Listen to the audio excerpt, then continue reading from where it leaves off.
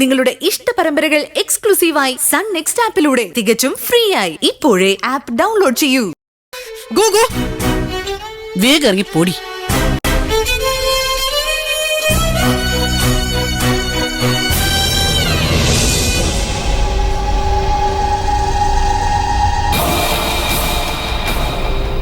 എന്തൊരു അഹങ്കാരാണ് ആ കുട്ടിക്ക്.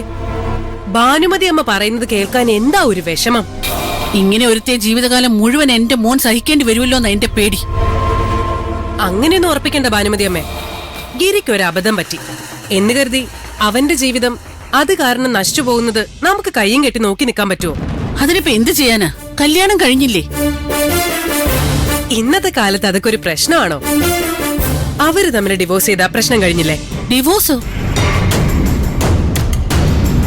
ഭാനുമതി അമ്മ പഴഞ്ചൻ ചിന്താഗതിക്കാരി ആകരുത്.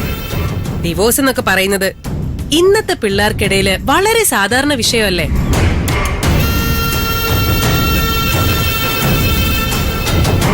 പരസ്പരം അഡ്ജസ്റ്റ് ചെയ്യാൻ പറ്റാത്ത എല്ലാവരും ഇപ്പൊ പിരിയുന്നത് ഇങ്ങനെയല്ലേ?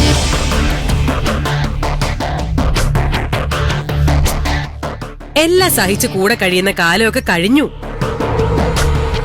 മാഡം പറയുന്നതിലും കാര്യമുണ്ട് അമ്മ. ചേട്ടന്റെ ഭാവി ആ പെണ്ണിന് വേണ്ടി കളയണോ?